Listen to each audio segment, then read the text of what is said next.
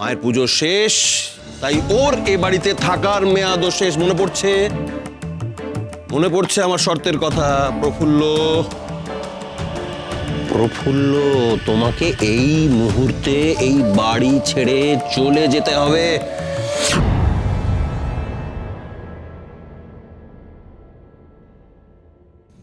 বাহ, এসো এসো এসো এসো এসো ময়নামতি, এসো এসো, তুমি একদম ঠিক সময় এসে পড়েছো।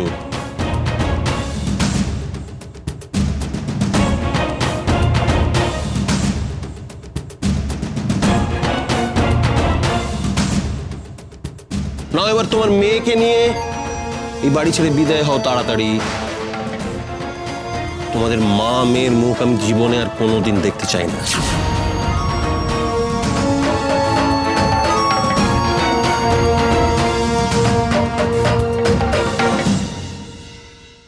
হরো, হরো তুই কেমন মানুষ রে হরো?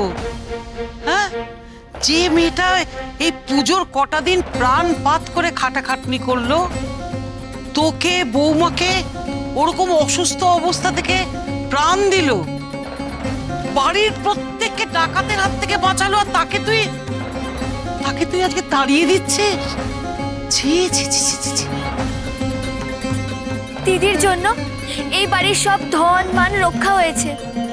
এমন ভয়ঙ্কর ডাকাতরা একটা কানা করিও নিয়ে যেতে পারেনি। প্রফুল্লতার যোগ্যতার প্রমাণ দিয়েছে বাবা মশাই। একমাত্র প্রফুল্লই এ বাড়ির বড় বউ হওয়ার যোগ্য। তারপরেও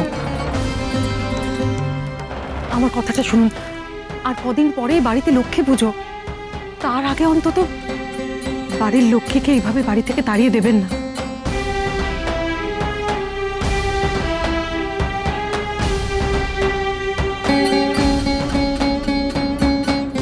আমি ওই মেয়েকে ঘরের লক্ষ্মী বলে মনেই করি না।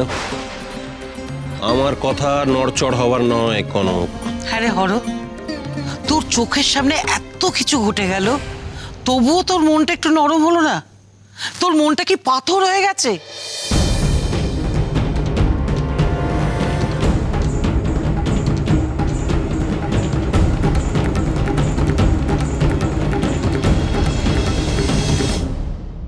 একটা কথা না বলে থাকতে পারছি না মা ঠাকুরও। সমাজের বিধান বড় কঠিন বিধান। বুকে পাথর চাপা দিয়ে সিদ্ধান্ত নিতে হয়। সমাজের চেয়ে একজন মানুষের চারিত্রিক গুণ কখনো বড় হতে পারে না, তাতে সমাজেরই অমঙ্গল হয়। রায়মশাই ঠিক সিদ্ধান্তই নিয়েছেন। ভুলে যাবেন না ওর অতীত ইতিহাস, ওর মায়ের কার্যকলাপ। সেই পাপে প্রফুল্ল কখনোই এ বাড়ির বড় বউয়ের মর্যাদা পেতে পারে না।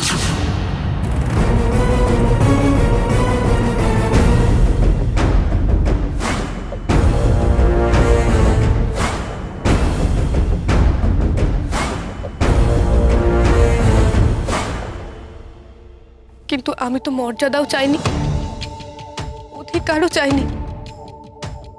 শুধু চেয়েছি এত বড় রাজপ্রাসাদের এক কোণে দাসীবাদীদের মতো পড়ে থাকতে। এটুকু আশ্রয় দিতে পারেন না আপনারা? না, পারি না, পারি না। তোমাকে আশ্রয় দিয়ে সমাজের কাছে নিজের মান সম্মান আমি খোয়াতে পারবো না। তাই আজ তোমাকে এই মুহূর্তে আমার বাড়ি ছেড়ে চলে যেতে হবে। তোমাদের কারোর কোনো ওজোর আপত্তি আমি শুনবো না।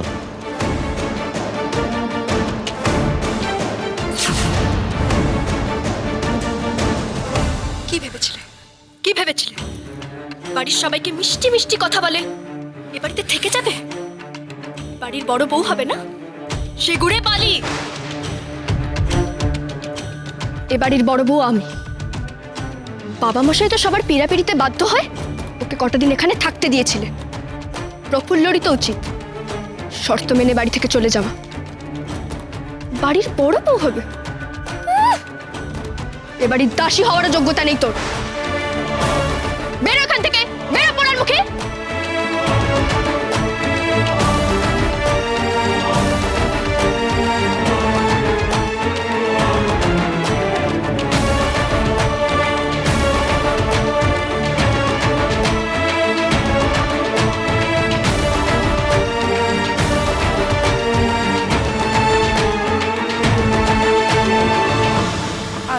কারো কাছে মিনতি করব না।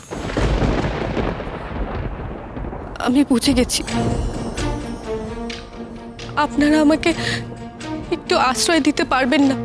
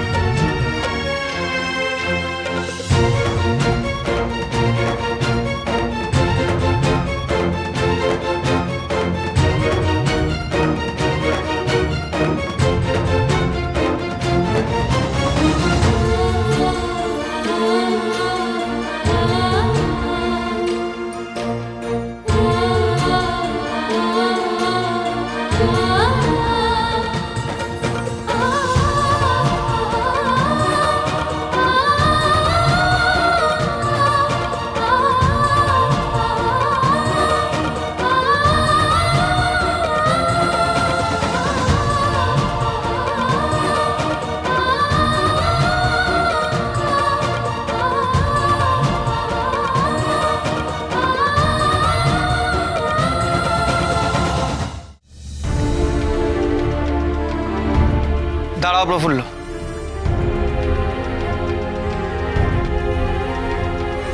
যে বাড়িতে বউ হিসাবে তোমার স্থান নেই সে বাড়িতে আমিও থাকবো না।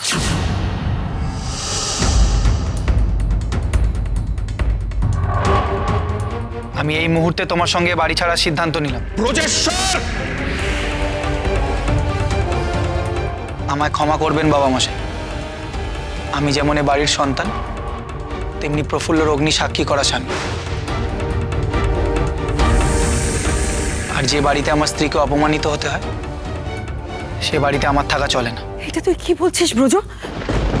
ব্রজ, এটা তোর নিজের বাড়ি বাবা, নিজের বাড়ি, নিজের বাবা মাকে ছেড়ে দে। মা, আজ যদি আমি প্রফুল্লর পাশে না দাঁড়াই তাহলে স্ত্রীর প্রতি স্বামীর কর্তব্য থেকে আমি বিচ্যুত হব। এ বাড়িতে আমার সুখ স্বাচ্ছন্দ্য বজায় থাকবে ঠিকই, কিন্তু কিন্তু নিজের কাছে নিজেই যে বড্ড ছোট হয়ে যাব মা।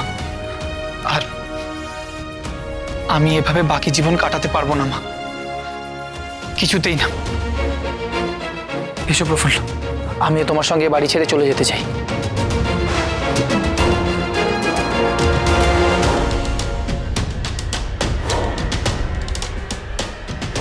আর কেন প্রফুল্ল, আর কেন? যে বাড়িতে তোমার অপমান আর লাঞ্ছনা ছাড়া কিছু জোটেনি, যে বাড়ির মানুষগুলো তোমার শত উপকারের পরও চুপ করে থাকে, প্রতিবাদটুকু করে না, সে বাড়িতে তুমি কেন থাকতে চাও এখনো? আমি আর এ বাড়িতে থাকতে চাই না। তাহলে এখনো দাঁড়িয়ে আছো কেন? আরো অপমানিত হওয়ার জন্য? আপনার মনে আছে আপনি আমাকে কথা দিয়েছিলেন যে আমি যা চাইবো আপনি তাই দেবেন? যদি আমাকে সত্যি ভালোবাসেন তাহলে আপনার কাছে আমি একটা জিনিস চাইবো, আমায় দেবেন? কথা দিলাম, তুমি যা চাইবে তোমাকে তাই দেব। হ্যাঁ, কথা দিয়েছিলাম, কিন্তু সেসব কথা এখন উঠছে কেন? আমি চাই আপনি আপনার দেওয়া কথা রাখুন। আমি চাই আপনি আমার কারণে গৃহত্যাগী হবেন না।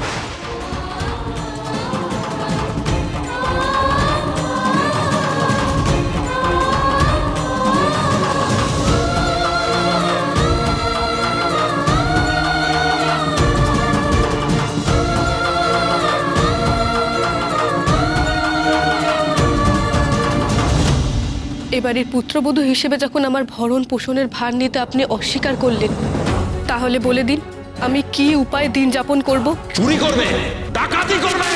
বেশ, আপনার এই সিদ্ধান্ত আমি মাথায় তুলে নিলাম।